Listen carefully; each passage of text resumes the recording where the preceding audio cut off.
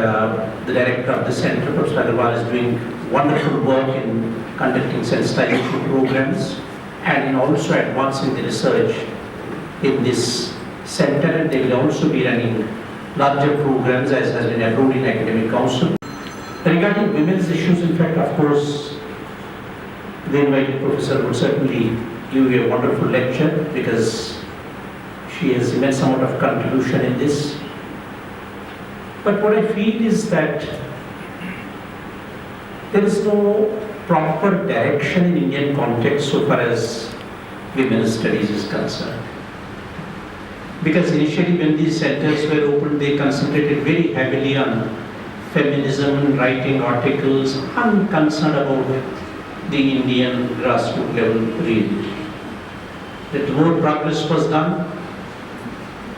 The writings on women were collected in different regions. I don't know if at all they did it here. And the debates were brought in Habermas, Bakshi, Ranjit Guha, many others, and it was mixed up. My feeling is that unless Center for Women's Studies, it is true that we have to benefit from various disciplines and there should be an interdisciplinary approach. But unless the women's studies, stands on its own and establishes its own specificity, giving up the Western notions and trying to realize the Indian reality, the women's centers in India cannot make great progress. We rarely find, in history departments that there is no work being done on women's issues. It's very surprising for me, at least in this university we have found. It's not simply the duty of the Center for Women's Studies that they keep on harping on this question, but in other departments also we need to pay, as an economist we need to pay attention, as a historian we need to pay attention. Even as a scientist we need to pay attention to the contribution of women, right from labor class to the top elite in fact. For defining the public space, we pick it up Laleshwari from Kashmir, Akka Mahadevi from Karnataka and Andhra, or Mirabai from the central India, and we began to define. Many of our writers, including Amrita Sen, say, the Indian has been always, the women have participated in being argumentative Indian, bringing in the evidence from Brahadaika, Upanishad about Gargi and Maitri and others and so on, and define, but that did not define Indian society in totality. Later they brought the Western models that we have got modernized and westernized and so on, urbanization has come in, and therefore the way the British wanted to see these people, so therefore in a similar, with a similar lens we began to see Indian women, and that also did not benefit much. What we need is basically we need to understand, because the private space or the public space of Indian women is in no way similar to the one in Europe or America or Africa, I would say. Because we have regional variations, we have caste variations, we may shout from rooftops that there is no caste, but when it comes to functionality, when we find that, the functioning in the village we do find that caste plays a very, very important role, for example. We wish all the best for this seminar, this talk, and we wish all the best for future for this center. I would request the director that to promote a little more interdisciplinary approach, you broaden a kind of academic advisory committee and put like-minded people from different departments, from sociology, from anthropology, from English department, from history, from others, and conduct some, I would say, fortnightly workshops. Will give you, I publicly say, will give you all support for that. So that this tendency of sensitizing people about women's issues grows in our university and it starts really spreading to other places as well. Thank you.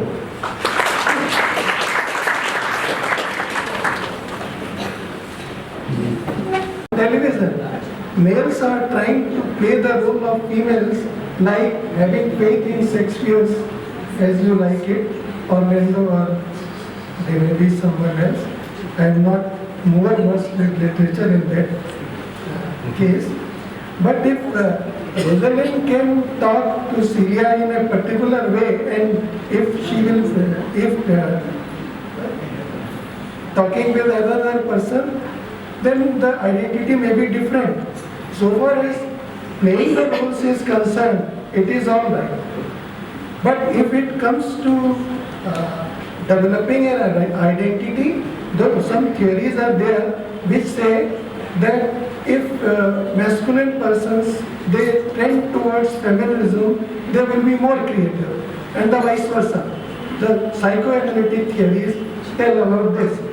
But if we believe in it and go ahead, then this tendency towards androgyny will lead to identity confusion, and our whole life will end into despair.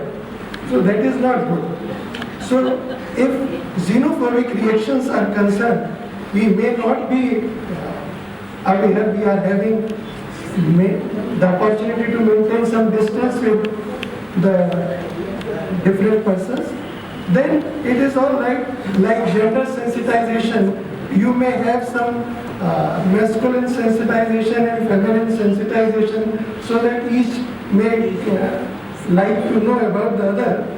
If you want to say that eunuchs, hermaphrodites, or binary, living from binary, non-binary, gender identity is necessary, then for them, then we can think of having a system in which male and female, they are merging their identity so far as fashion is concerned, looks, state of mind, singing, voice, language, and behavior is concerned. Lifestyle may also be different.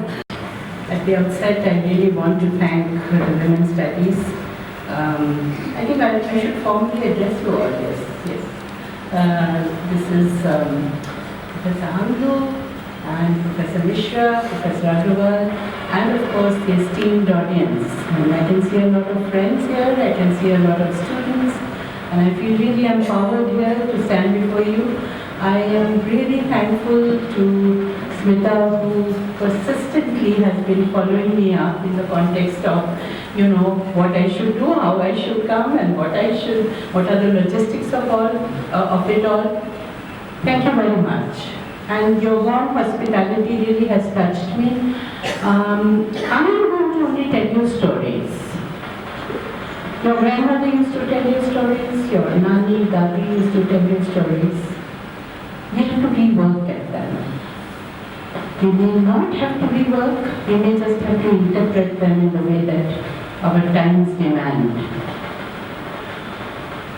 Looking at stories from one point of view, they have brought us up. And if you were to look at stories as learning process, stories, even if they have to do with chemistry or biology or whatever, if it doesn't form a narrative, you will not take it seriously. Neither will bear it out. Story injects life into one. You throb with it because you live it out. Knowledge has to be lived out. If knowledge is not living out itself in a person, that's where the problem comes up. As a biology person, I'm not going to be interested in literature or in any other subject. As a literature person, I'm not going to be interested in physics. My knowledge is going to be lopsided. We hear words in seminars like think out of the box. Or we come across, interdisciplinarity as a norm today. We keep talking about it. Are we really doing that in universities? And that's why I think that message that was given by the Vice Chancellor today is to be taken very, very seriously. It's only in centers like Women's Studies that this can happen in a very significant way. Of course, there are other centers also where faculties from different departments could come together. But definitely in the context of Women's Studies, I think it's extremely important that we become a little more holistic, and let's please destabilize our minds. Professor Mishra, I would like to say that I'm here to basically want that destabilization. You know what you were talking about. We need to de-learn. I'm very serious about it. We have stabilized with some notions. We have stabilized with the ideas of what is masculinity, what is femininity, how we need to be restricting our roles within those frames that have been created by the society over generations. But what society? There's another society. A subaltern kind of society of even intellectuals and writers who are saying something else. Have we paid attention to them? The whole umbrella of patriarchy has captured us so much. The world that has been constructed by the patriarchal mind with force, whether it is to do with chemistry or literature or sociology, that patriarchal umbrella has grasped us from within in such a way that we need to de-learn, not to unlearn. We have to relearn. And I'm talking to us, to myself as well. All the time I'm talking to myself. How do I get rid of the notions in my life, in my home, in the inner courtyard, particularly gender orientation? We may be able to hold seminars in the present day world, and we have developed somewhere a little bit of vocabulary about how to liberate ourselves. But it has remained on the language front. We haven't deconstructed language. Language which carries within itself gender orientation. And I know in the 70s when I was young, when the American feminism came up, and I remember reacting to it. I mean, what nonsense, this bra burning that is happening. I was not owning that fact at that time. It's only after my eyes began to open. I think they are quite open, though I don't think I have the third eye even today. This. But I need to have it. As an educationist, I need to have it. All of us need to have it. Don't we need to shake ourselves out of the frames that have been constructed and the ones that are dominating so in a bigoted way, in a very bigoted way? We have had in this country, in our lovely society, we have had a rich tradition of defiance of these norms that have got created. Where, if you look at, and I'm very fond of quoting this, Mahadevi Akka, you must have heard of Mahadevi Akka. Her vachanas, there was an oral tradition, Lal Dev was there. Yes. Professor Hung. You're loud, yes, wonderful. I love that because immediately you relate to it. Because your regional cultural specificities informing you of that. There was Lal Dev, there was Mahadevi Akka, there were many. My young friend here, Rajkumar, has done his own PhD on this, I'm told. And I had a lovely conversation with him about it, and it was wonderful to see that a young man has worked on this. It's not to do with man or woman here. It is to do with the androgynous sensibility of scholarship. It has nothing to do with the chromosome, it is to do with the metaphorical chromosome. Right. It is a metaphorical chromosome. We really need to dig into the depths of our genes of intellectual traditions. Do not see them just as intellectual. They are the throbbing traditions that we have had. And I'm very thrilled about it. There is a course called Cultural Diversity and Linguistic Plurality, which some of you may have seen in Delhi University. It was prescribed. It happens to be, I'm supposed to be I'm not propagating it, please don't misunderstand it, but this book was done by me as the chief editor. And I had a lot of problems even with the English department. Lot of problems. Why? Because I had put in Mahadevi Akka there. I had put in Bulle Shah there. I had put in, Amir Khusro there. Amir Khusro who had, in that poem itself we know, he has that wonderful lines which are talking about same-sex. Now, because there weren't these binaries the way they are today, our Victorian mindset has done it.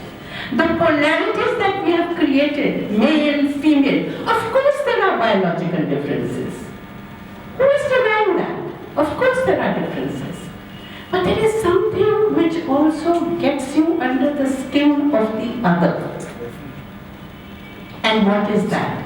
I said that I tell you stories. I don't know where I'm drifting. But yeah, I do want to tell you some stories. And the story that I want to really, first of all, refer to, and this is only because these stories are there in our discourses, our readings, but this is kind of blotched up. This reality is blotched up. Why is it blotched up? Because we don't want to destabilize our learning processes.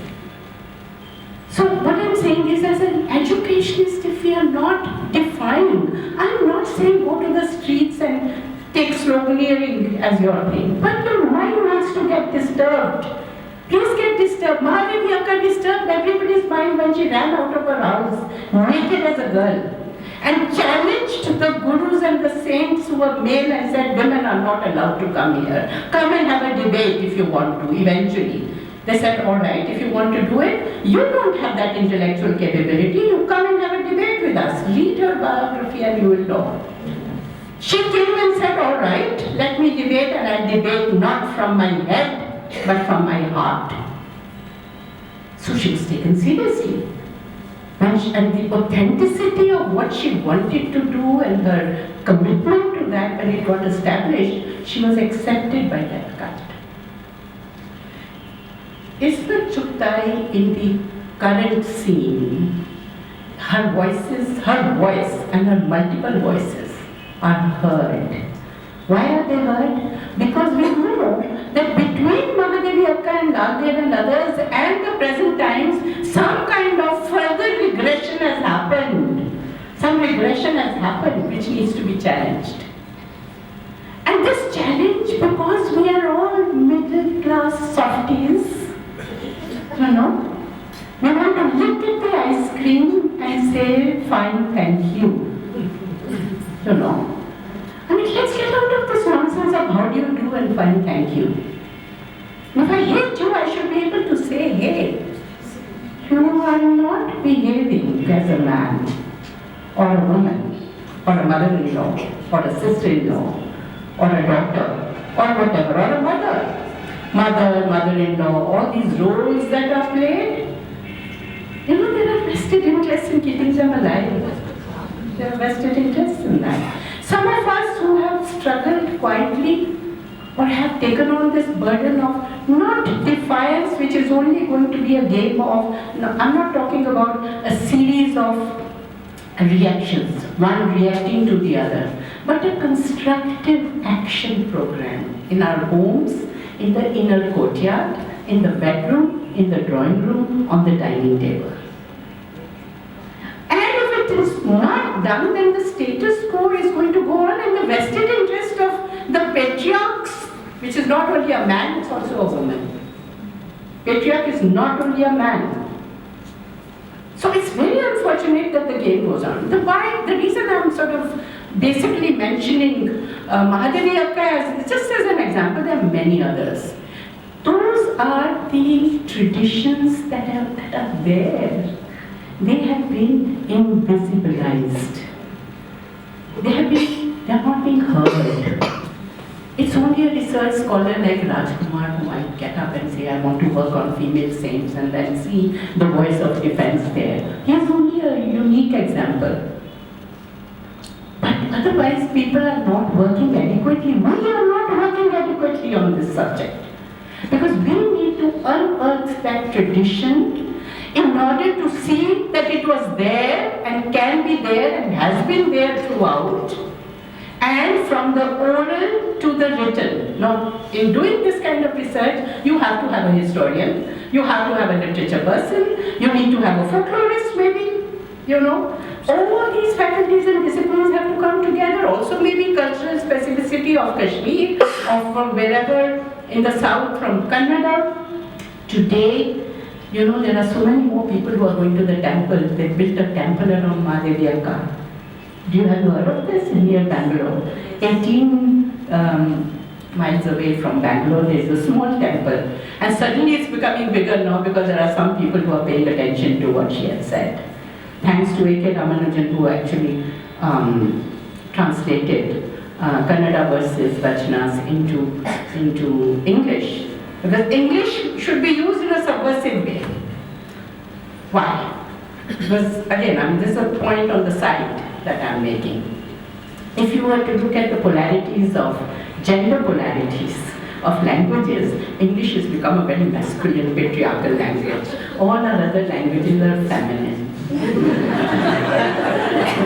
I don't know what to talk about. It's true. It's kind of eating up.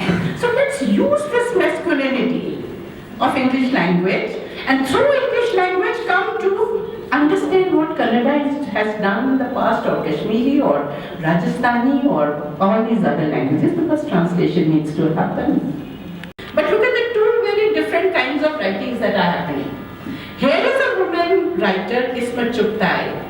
Even in the makeup of the style, a lot of so-called masculinity coming into her body language. And using feminine language, which was of the inner courtyard, and bringing along stories which were telling more truth than what the males were trying to do at that time. Greater truth about domesticity. More than 50% of everybody's life is domestic, but it is invisibilized. So that is what she culled out, and all that people are talking about is Lihaf, but there is much more to Ismat than just Lihaf. Of course, that was a whole story. To the extent, that is of course taking us to lesbianism, though I always disagree, that's another debate, because it was really a response to the decadent Nawabi culture, But anyway, she portrayed that. And I'm very angry with Manto when he said, "Arey wo to aurat hi nikli." Usne wo, end mein wo jo ek sentence